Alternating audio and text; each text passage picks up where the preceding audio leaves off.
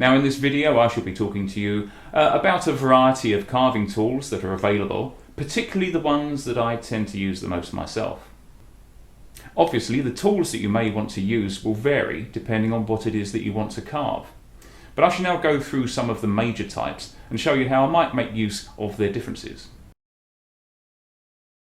Now we're going to start off nice and simply with what we call a flat chisel.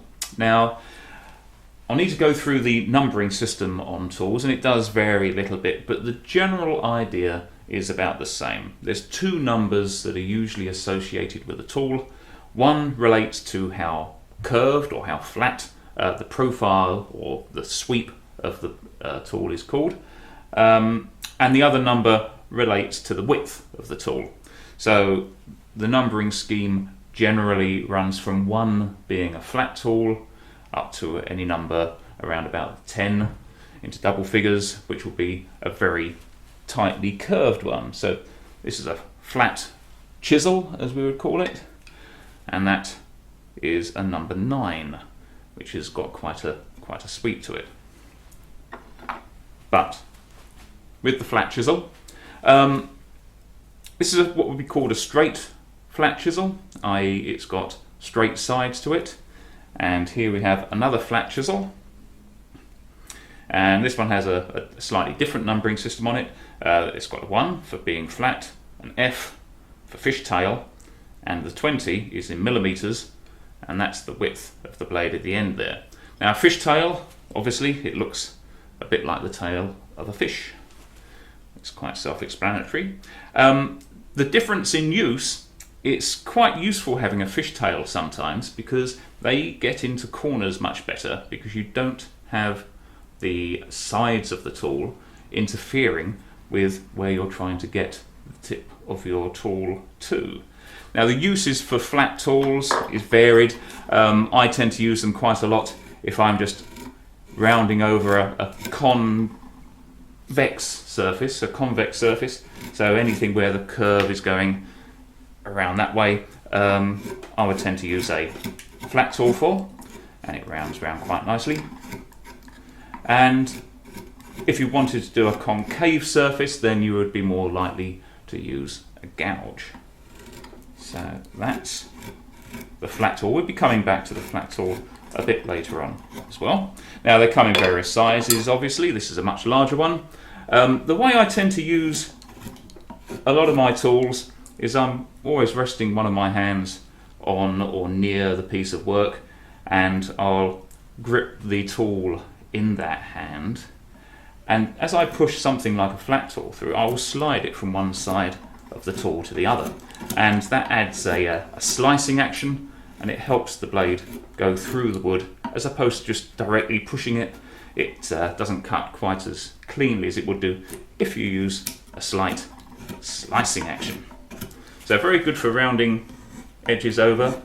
If I want to wrap this leaf that I'm carving here over the edge of the piece of wood, I would just use this flat tool to do that. Doing that with a gouge would leave lots of facets and divots in it, so it wouldn't be quite as effective as a flat tool for doing that job. Now one of the other very useful tools is a Vtol. Now as the name implies, it's V in shape or in profile, has a slightly different numbering system, which I won't go into, but it will relate to the width of the tool as well, but also the degree angle inside here. So this may be something like a 55 or something like that. You can get them 90 degrees and 45 degrees is a very useful tool to have. And I use Vtols a lot for outlining something like a relief, like this leaf. And once I've outlined something, I can then drop the wood away that I don't want. So I'm dropping the background of where this leaf is going to be. And for this job, I will use some kind of a gouge. Now this is, what is this? This is a number 7. So this is a sort of middle of the road sort of size gouge. It's not as deep as a number 10 would be, or it's not as curved as a number 10 would be, and this would probably be, well, it says 14 on it, so it's a 14mm wide tool, and it's a number 7 sweep. Anyway, you get the idea. So I can drop this bit away.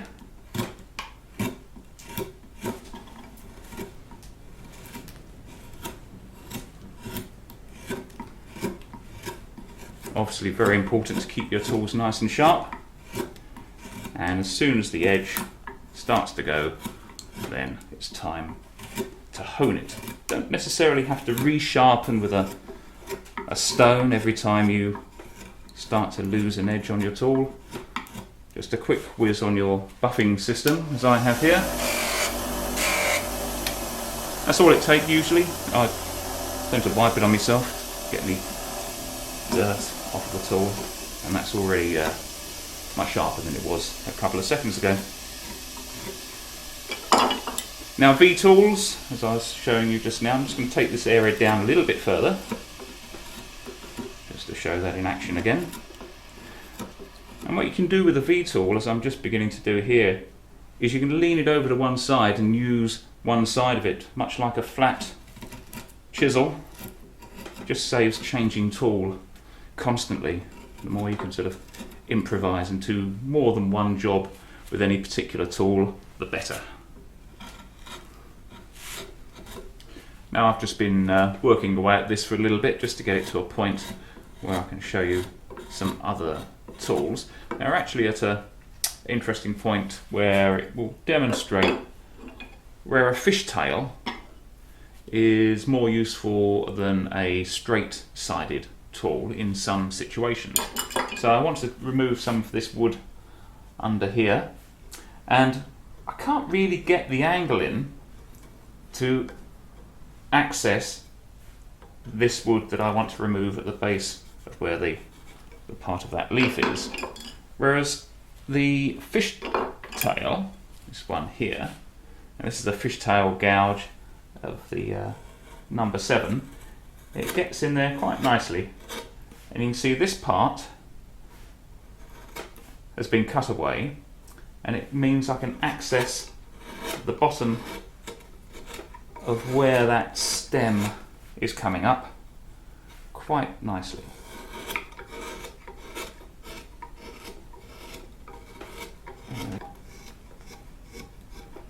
Now I've chosen a leaf to be just demonstrating on here because obviously the theme for this year's World Wood Day is wood and CO2,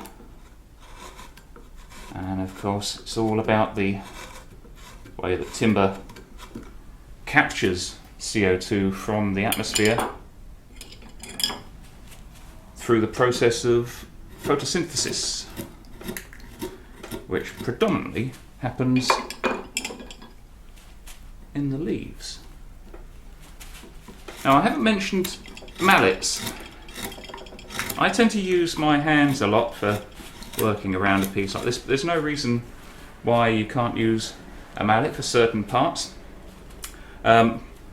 Removing some of the bulk of the wood here would be quite useful. Sorry, I'm getting in the way of my camera here.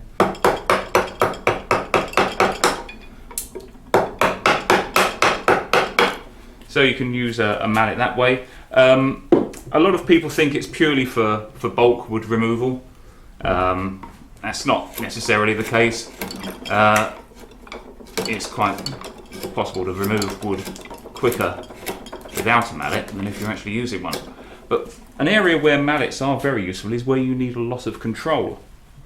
So if I'm wanting to remove some of this wood here, carving in this direction, and I want to maintain this feature here, if I'm doing it by hand, I've got to be very careful not to accidentally overshoot the mark and dig the tool into the area that I'm wanting to preserve if you're pushing hard with your body behind the tool. But if you're using a mallet, you can be very gentle, and you don't have the same amount of momentum following through with the tool. So they're actually really useful for the most delicate bits.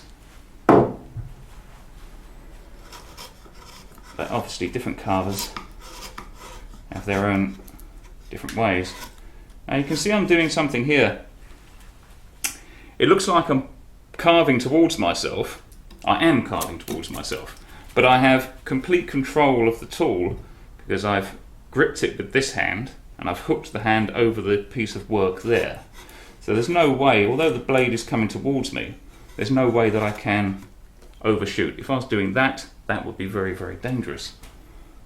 Now, let's remove some of this.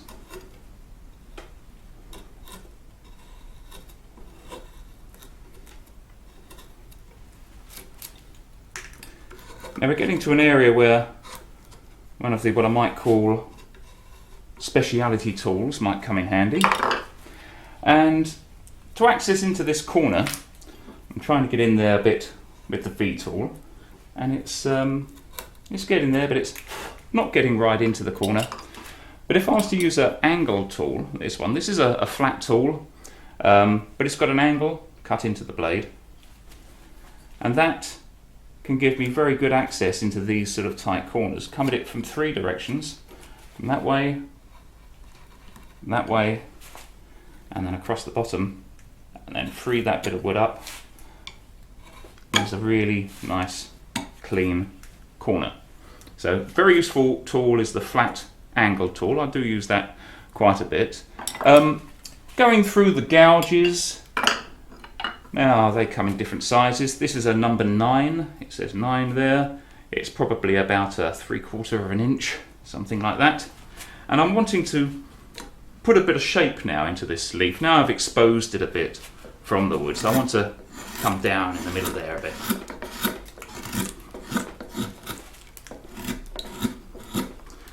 And you can see with this gouge, I'm doing a similar thing to what I was doing with the flat tool. Instead of slicing it from side to side as I was with the flat tool, I'm rotating the gouge as I push it through the wood. And that means it cuts much cleaner than if I was just doing a completely straight push. I'm just trying to push it through the wood. So the thing I like to envisage is if I'm cutting a loaf of bread and I'm just pushing the bread knife down through the loaf, you tend to just squash the loaf. But if you slide the bread knife backwards and forwards through the bread, it cuts through it cleanly. It's very similar with any kind of cutting blade, really. So a little bit of a slice on the action means you're having to use less force to push the tool through the wood. Now I'm just putting a bit of variation, a bit of undulation on this leaf that I'm doing. This is a sycamore leaf, by the way.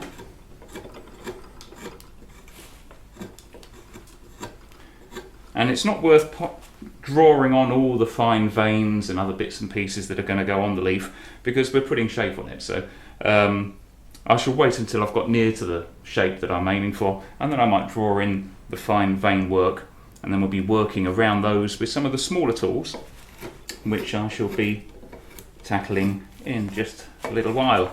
Now, one tool that I might just mention at this point is a spoon gouge.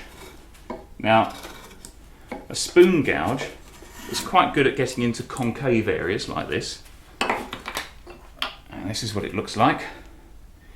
It's basically changed the angle of attack. To get the same angle of attack of where the blade actually is, I would have to hold this tool at that angle. Now, if you're getting down into a hollow, it would mean that this part of the blade will be impinging on the wood there. So a bent gouge or a spoon gouge can get into these areas quite nicely because I'll be holding the handle a lot higher to get the same angle of attack for the blade into the wood.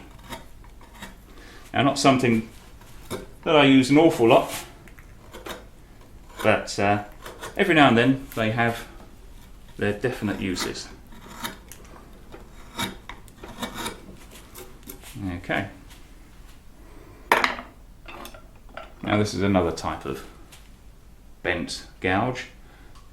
A lot of these sort of more speciality tools, they have limited uses, but when you do need them, they can save time. It doesn't necessarily mean you can't do a job because you don't have the right tool. It just means that it might take a bit longer to achieve the same effect.